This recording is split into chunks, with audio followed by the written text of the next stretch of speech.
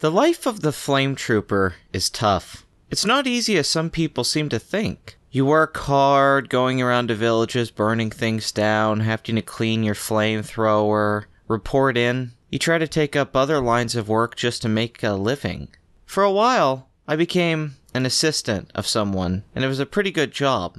I spent my days hanging out with what some people consider to be a man-child and tried to get into his mind and understand him a little bit better. Today I had to be up at 10 in the morning to make some important phone calls. I've been trying to get work. It's been a little rough the last few months for me ever since I lost that job. Then I'd gone to the stationery store to buy some envelopes. Then to the Xerox shop. There just were dozens of things to do.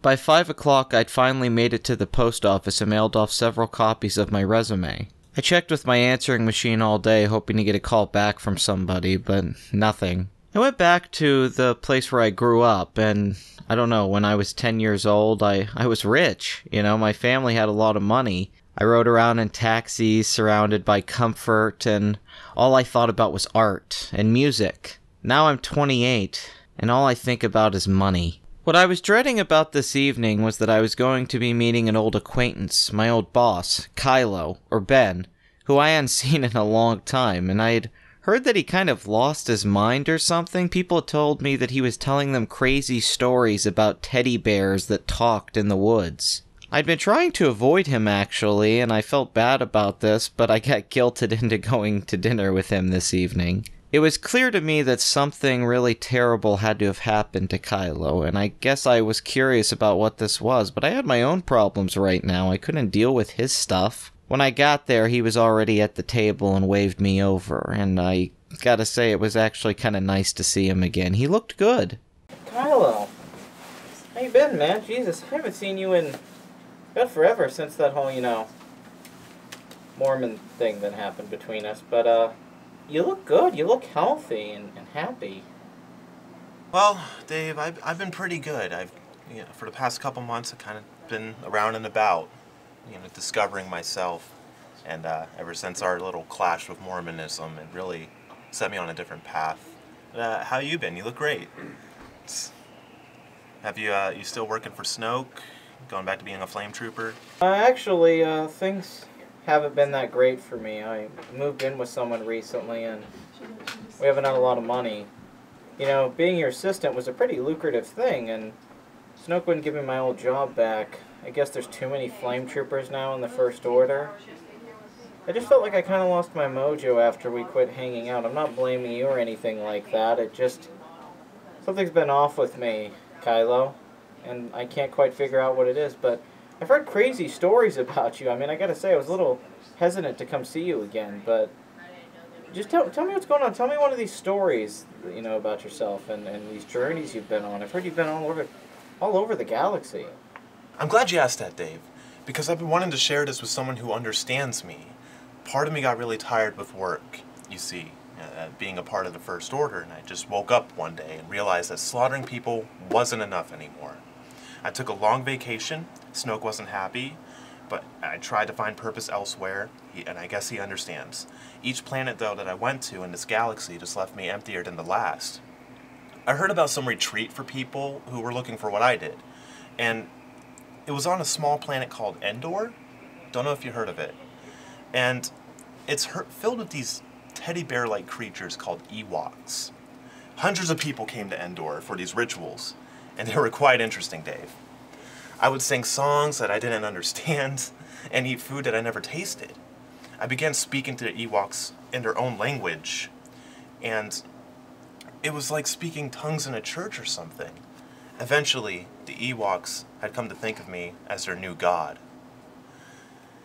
I would dance around the fire and they would call me Gabagoo, and that means tall god man in Ewok-ish. Like, Ewok-ish, yeah. Well, anyway, they would pick me up, and they carried me over to this cliff, Dave.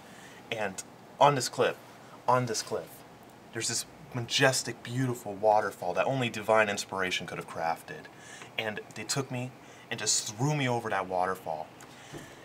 And Dave, when I came up out of that water, I was a new man. I was baptized in the pure waters of Endor. I found my way back I began throwing an Ewok back and forth with someone else who was there for the same reasons I was. And it was like we were children, Dave. We were children. And we didn't worry about anyone else, or what they were thinking, or what they looked at us, or how we were acting. Didn't care about our performance. We did this for days on end, Dave. Strangers became lovers. And even I, Dave, found myself lying with a few Ewoks. But like all good things, Dave, it had to come to an end. I missed the rains down in Endor. That's either the worst or best story I've ever heard in my entire life. But I can't deny it either way. That was fascinating. I mean, these little teddy bear creatures worshipped you like you were a god? It'd be hard not to become narcissistic with something like that. But I gotta say, dude, I'm a little skeptical of this. Do you really believe that these Ewoks found some kind of spiritual enlightenment that you couldn't find yourself? That there wasn't some placebo effect going on? I mean, you sound like a crazy person. You see, Dave, I used to be like you too. I was very skeptical of this stuff. I mean, I get it, Ewoks throwing me off a waterfall. But Dave, do you really think technology has made anyone's life better? Easier, yes, Dave, but are they really happy? No, they're not. They're bored. They're living in prisons that they have constructed of their own design. You see what I mean, Dave? No, I agree with you, Kylo. I understand what you're saying. Science, technology hasn't made any of us happier, and I agree that we're bored, that we don't really know what to do with ourselves anymore, but I enjoy the little things in life, okay?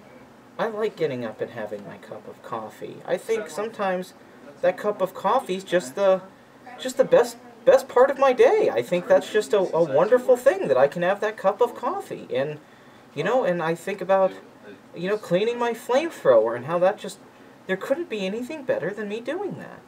I think that I enjoy the simple things. I think that you don't need to go have some crazy life-changing experience to enjoy life. I think there's distractions, and that's just kind of what it is until you die. You eventually die, and there's nothing you can do about it, but you find things, sex or music or anything that can help you not focus on those things for a little while. You have to find your thing. Dave, you're making fun of me. I know you are, but that's okay. I know you mean well. Look, you're not human. You're not living a human life. In order to be human, you need to do ridiculous stuff. You need to break out of this status quo that's put on your plate right before you. It's like you're living in a fascist nightmare, and you have to tap into your spiritual side. I did, and I'm happier now. I feel human. And honestly, Dave, again, I know you mean well, but you don't have a say on my subjective experience. Well, it just sounds like to me that you're telling me that I have to do something, that I have to do something crazy out of my own head to feel anything, to feel alive anymore. And I just think that's ridiculous. I don't think that makes any sense, Kylo. I think I understand what you're saying, but I really don't understand what you're saying. I think buying into all these ideas that are gonna give you some fulfillment or answers to the things that you're scared of aren't really gonna give you an answer to anything. I know that you have a lot of pain. We all have a lot of pain, but you can't buy into the superstition. You can't buy into the things that aren't real. If you put a group of things together, these circumstances or mysteries or questions, and you could come through some kind of, I don't know, scientific reasoning or outcome that gives you some kind of answer, maybe life could have more meaning. But life doesn't have more meaning just because you get for a split second euphoric feeling that perhaps it does. Really, what do the Ewoks know? What do these beings across the universe know? What does Snoke know when he teaches you something with the Force, or when you feel like because you can move something with your mind, that means you're not going to die someday, and it's not going to all be meaningless and nothing. You're not going to be in this blackness. You'll be unconscious. You're going to be sleeping. It's a long dream. You know what I mean? Like I don't understand why you think these things matter so much. I get scared of things too. I remember one time I went out with my flamethrower, and and it wasn't working right. And there was these people charging at me. They were going to kill me. And my flamethrower wouldn't start. And I thought, I'm going to die. And for a few seconds, I thought maybe I need to come to terms with a few things. Maybe I need to accept the more of things. Maybe I've been looking at things in a very banal way. But then my flamethrower turned on, and then I burned them. I killed them. I saw them die before me, and it was children and older people, and I was just murdering them. And I thought, is this wrong? Is this wrong? Morally, is this if we're being objective, am I doing a wrong thing here? But really, I accept it's a cycle of life. You step on the roach and you don't think that what you're doing is wrong because it's a roach. It doesn't matter to you. But when you put something that you think is equivalent to yourself, then all of a sudden it's something bad. Well, what is good or bad, Kylo? I don't know. I don't know what it means anymore because, well, really, it's just opinion, and it might be subjective, but there are objective rules in the galaxy. There are objective facts. Some things are real. And just because you think because you felt something or because you saw something or because you were called a god that makes things that aren't real, that doesn't make them real. Calm down, Dave, and listen. Listen to what I'm saying. You only had to do the things you had to do because you're an actor in a play of your own construction. We all have titles.